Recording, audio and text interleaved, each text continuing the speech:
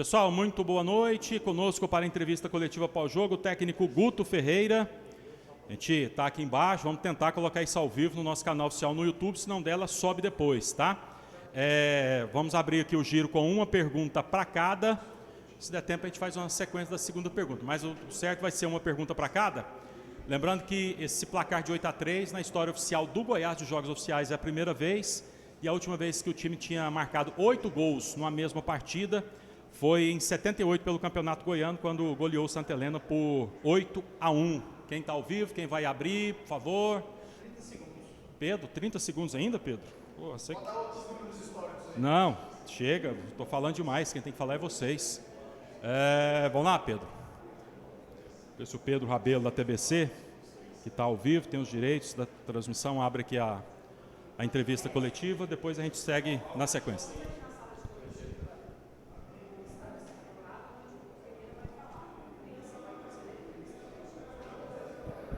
Isso mesmo, Thaís. Técnico do Goiás, Guto Ferreira, ao vivo. Agora a gente acabou de reprisar os 11 gols, né? Algo histórico aqui em jogo do Goiás, o estádio Serra Dourada. Eu queria saber do senhor em relação ao que mais gostou desse jogo, com tantos detalhes, o que menos gostou também, e se te dá uma tranquilidade até para planejar melhor a Copa do Brasil, Copa Verde, já que praticamente a vaga está garantida para o Goiás. Boa tarde, Guto. Boa tarde. Eu acho que nós começamos muito bem a partida. Tanto é que no primeiro lance de ataque, no escanteio, o Nicolas já fez o gol. Né? Não, foi uma jogada de fundo, né? Linha de fundo. Depois o Halter fez no escanteio, desculpe. Já fizemos o gol. Tivemos mais 2 ou 3 chances, aí demos uma caída no jogo, começamos a ceder espaço, demos uma acomodada, voltamos, tivemos mais 2 ou 3 lances para matar a partida, para fazer 3-0, de novo, não fizemos e cedemos espaço, aí tivemos mais um ou outro lance, e aí nos últimos 10 minutos do primeiro tempo, nos acomodamos, cedemos campo para o time do Goiânia, e o Goiânia começou a encaixar contra-ataques, porque o nosso time desfocou da partida. E esse é um dos problemas maiores que a gente tem conversado com eles, e que mostra que a nossa equipe ainda não está pronta.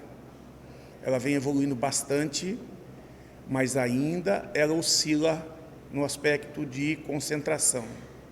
Ela faz um placar que dá uma certa vantagem e dá uma relaxada. E a gente não pode isso.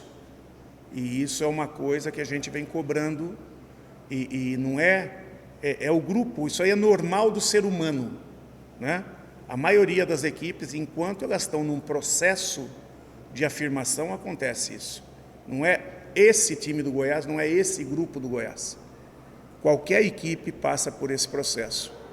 Se não passar, não amadurece enquanto grupo, não chega a estruturar para situações maiores. Então, é muito importante essa fase que nós estamos passando e estar passando por dificuldades e vencendo esse tipo de situação. Por quê? Porque a situação mostra que você não pode, mas você não está pagando o preço com derrota. Você está pagando o preço conseguindo ainda fazer resultados. Isso que é o mais importante. Nós entramos no segundo tempo, tivemos um lance de gol logo de início, né? Logo de início. Podíamos ter já dado um outro lado mental para a partida. Não fizemos. No contra-ataque tomamos gol de empate. Aí daquele chacoalhão na equipe. Aí o mental, que estava no estado de mais leve, porque estava ganhando o jogo, temos que concentrar de novo, temos que buscar de novo. E aí deu certo da gente ir para cima e fazer o gol logo na sequência, e fizemos 1, e fizemos 2, e fizemos 3, porque o time sentiu, o time estava dando tudo para chegar naquele resultado, e sentiu, fizemos 6. Aí nós começamos, 6, um placar interessante, tem um jogo de volta, tem Copa do Brasil, já começamos a tirar jogadores chaves, porque nós vamos encontrar um campo extremamente pesado na quarta-feira, e este hoje estava pesado em demasia, acima do normal.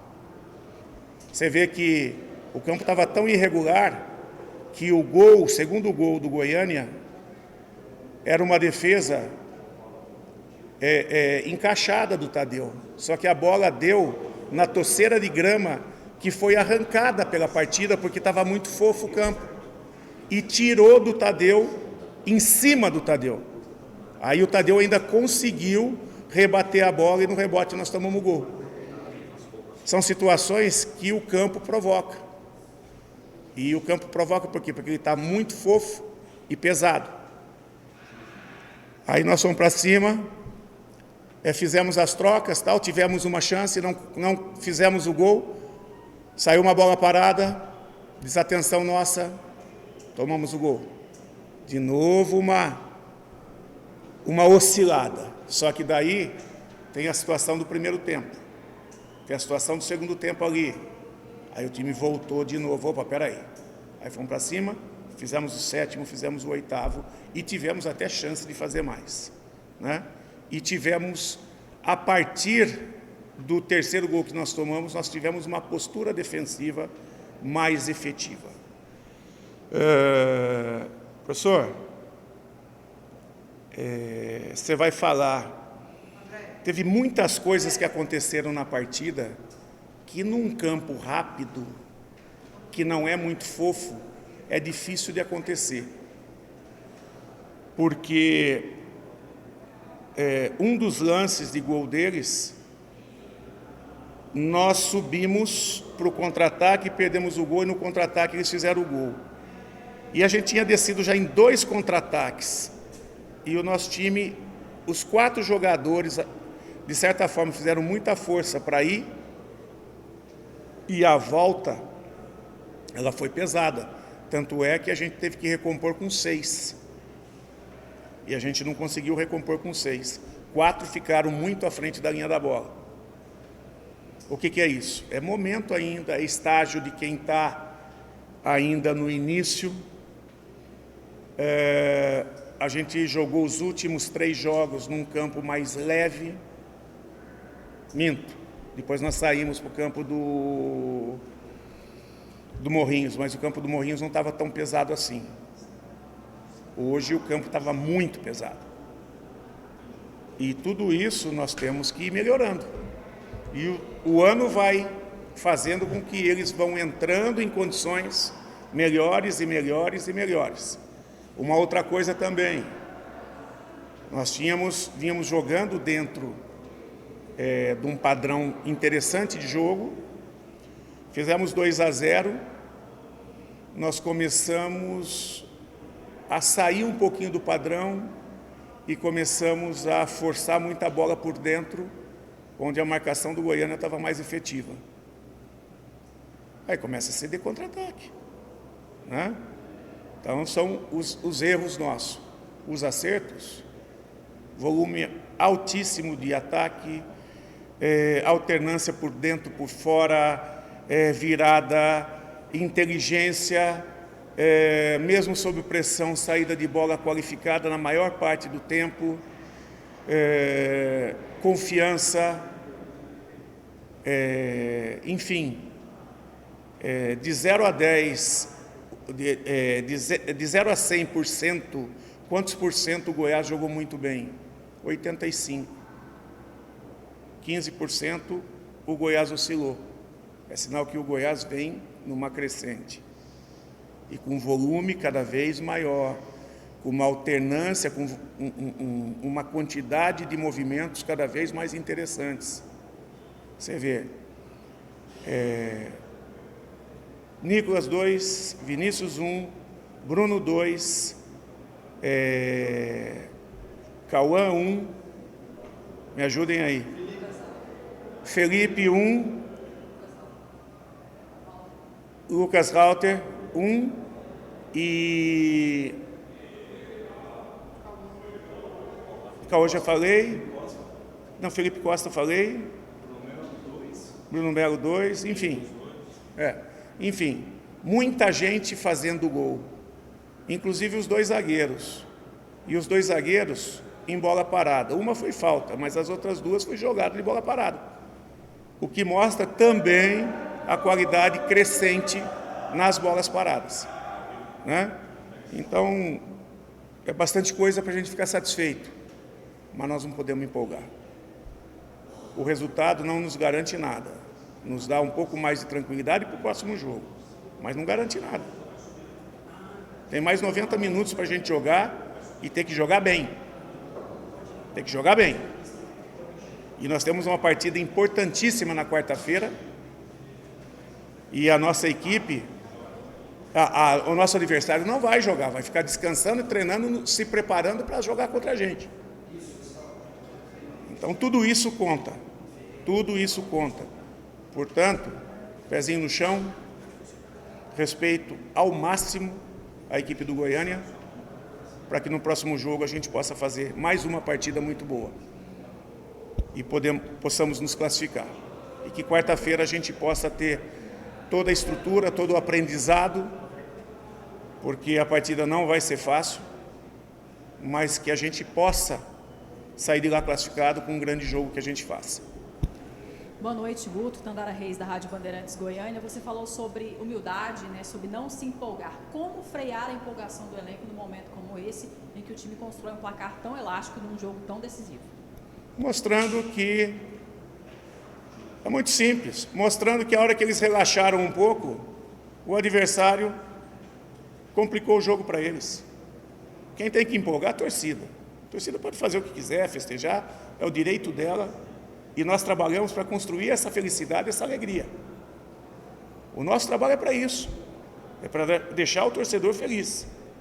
Eles podem falar tudo, nós não podemos pensar nada além do que nós conseguimos uma pequena vantagem para a próxima partida. Até porque o jogo mostrou isso. Desculpe. Guto, André Rodrigues, Band News, Fera do Esporte, boa noite. Professor, eu queria a sua avaliação das condições que vocês encontraram no Serra, né? Há um bom tempo o Goiás não joga aqui. A questão do vestiário, a questão do gramado. O que o senhor achou? O porquê da pergunta? Porque se o Goiás avançar na Copa Sul-Americana, se for mantido o regulamento do ano passado, na fase oitavas de final, pela capacidade do estádio Alipeiro, não pode jogar lá. Tanto é que no ano passado o Atlético saiu do Scioli e veio jogar no Serra Dourada. Então, pensando nesse futuro próximo, se Deus quiser, o Goiás vai classificar. Enfim, como é que o senhor analisa hoje as condições do Serra Dourada? Tem muita coisa na sua visão para ser corrigida, para se mandar de repente um jogo aqui de Sul-Americano no Serra? Veja bem, Serra Dourada tem uma mística muito grande, tem uma história maravilhosa. É do meu tempo de moleque, onde a seleção brasileira cansava de fazer partidas aqui porque era o melhor estádio do país. Só que ele vai envelhecendo, e envelhecendo as condições vão caindo. Uma coisa que ele sempre teve de bom, o gramado. Eu, particularmente, acho que não é só porque a casa do Goiás é a Serrinha. O gramado da Serrinha é muito superior ao gramado do Serra Dourada. Então, se de alguma maneira pudesse melhorar esse gramado, porque ele é muito fofo, ele cria um desgaste muito grande. Eu acho que passa muito pelo tempo também, que está chovendo muito, né? Por uma série de coisas, porque quando não chove tanto, ele fica um pouco mais duro e um pouco mais rápido. E aí ele fica mais no nível de jogo que a gente precisa, né? Porque a grama em si ela não é ruim. O problema é o que eu volto a falar. A quantidade de chuva, de repente tem algum problema de drenagem, alguma coisa que possa melhorar. Depois, tamanho das dependências, fantástico, mas eu acho que pode melhorar algumas coisas, até a nível de apresentação, né? Melhoria de piso, né? Em todos os vestiários, né? A própria sala aqui, olha aqui, ó. A pintura está muito, muito boa. Se fosse um piso um pouquinho melhor ou mais ajustado, essa sala seria maravilhosa. Ela teria tudo que tem nos principais estádios. Então, essa manutenção passa por isso. Eu sei que isso gera um gasto para um estádio que hoje está sendo pouquíssimo usado. Mas quando ele é usado em grandes eventos.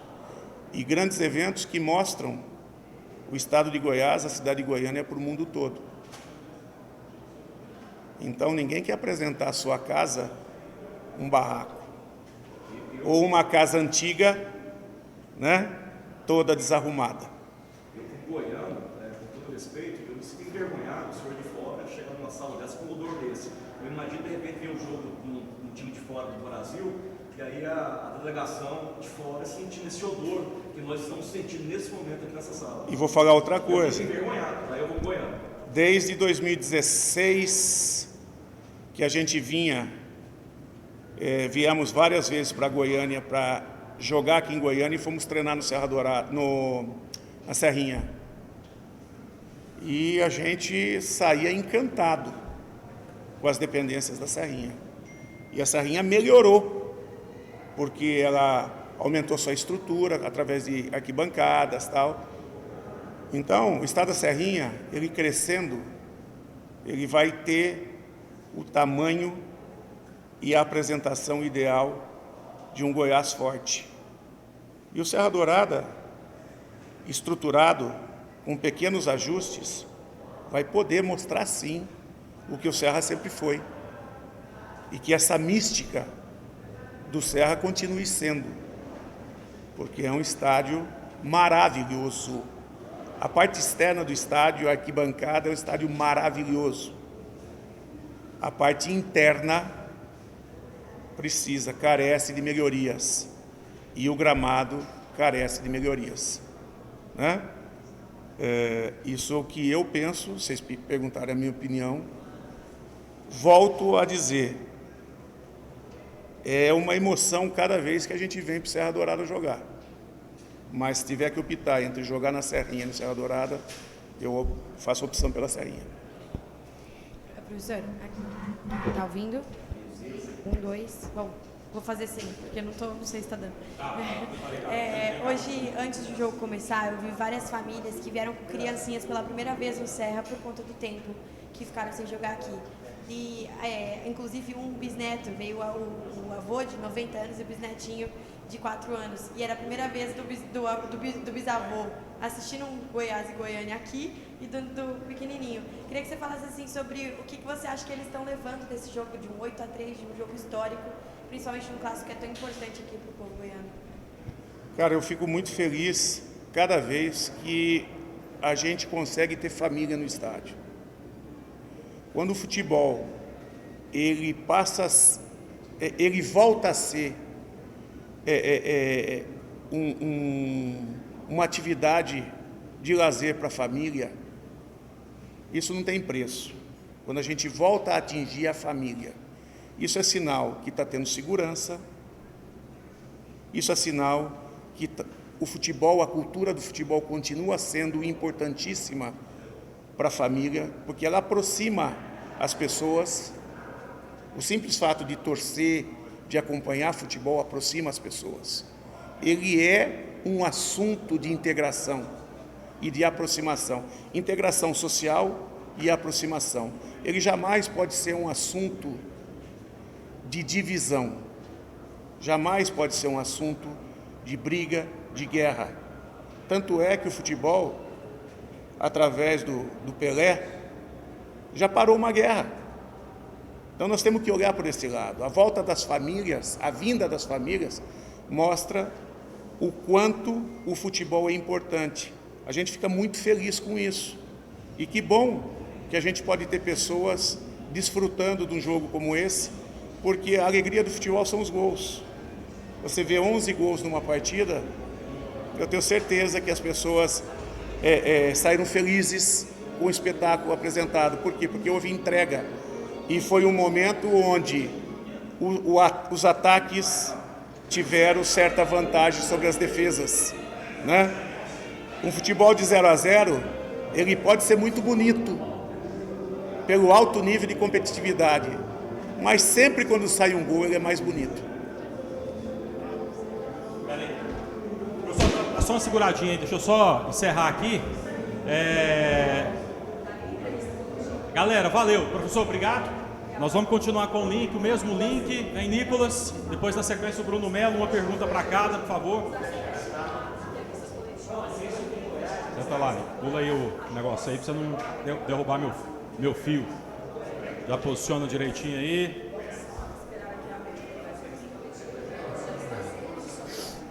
Valendo, Nicolas, gente. Nicolas está...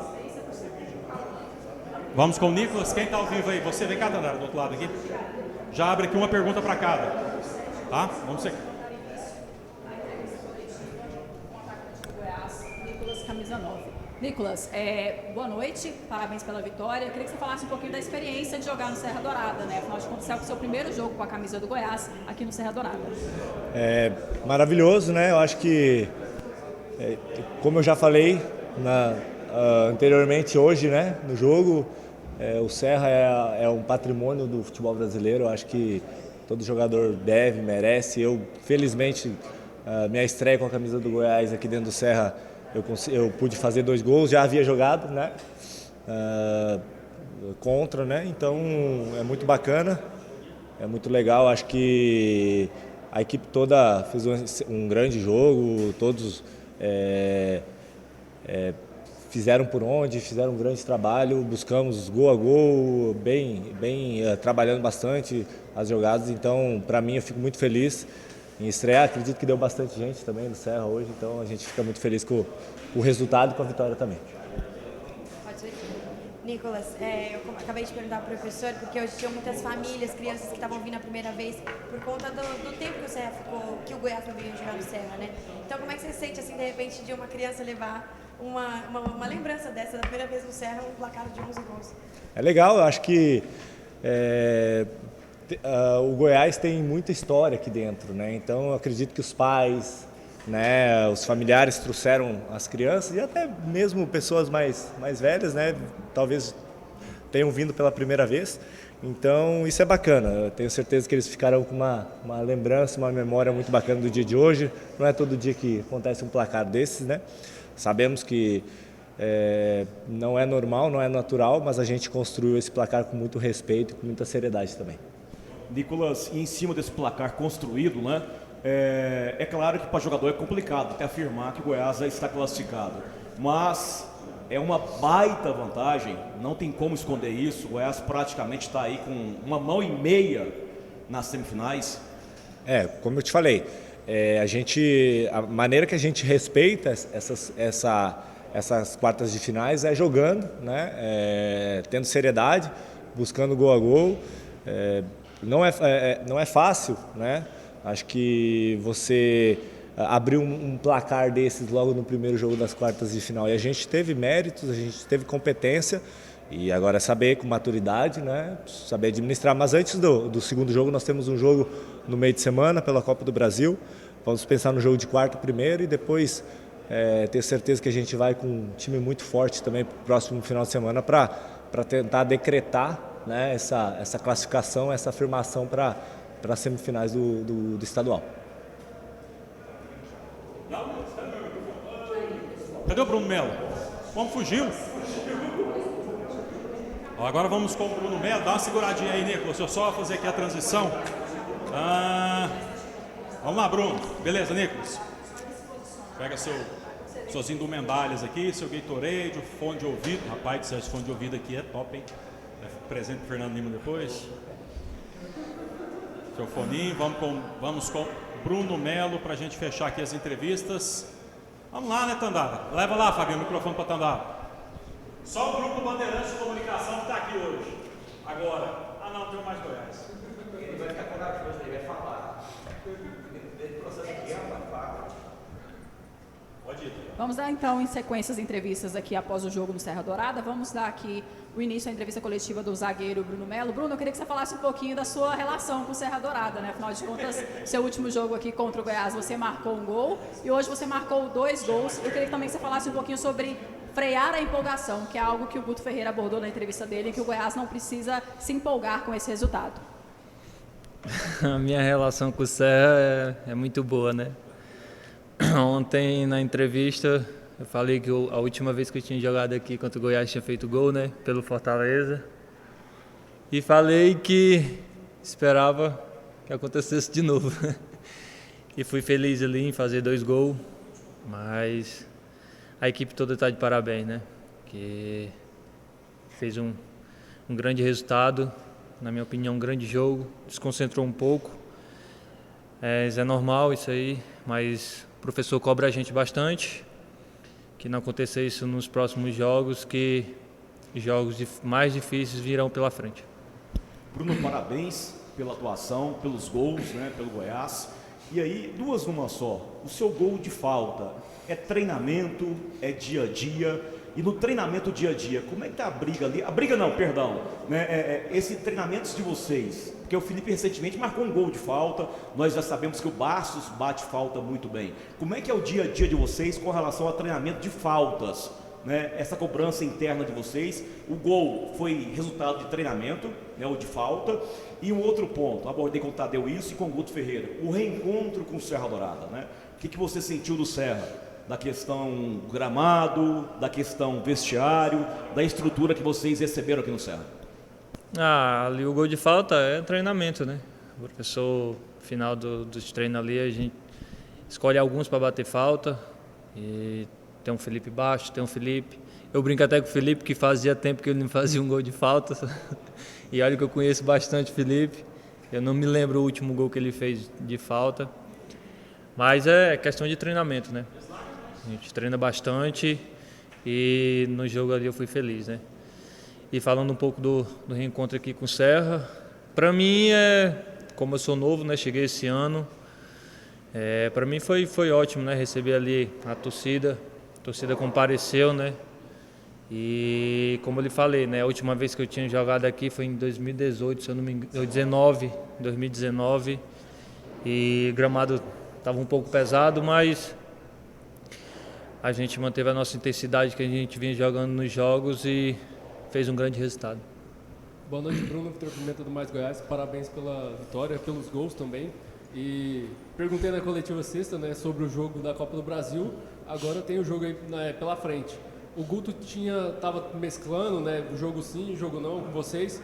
Mas eu queria saber, o Bruno quer jogar quarta-feira contra o Asa?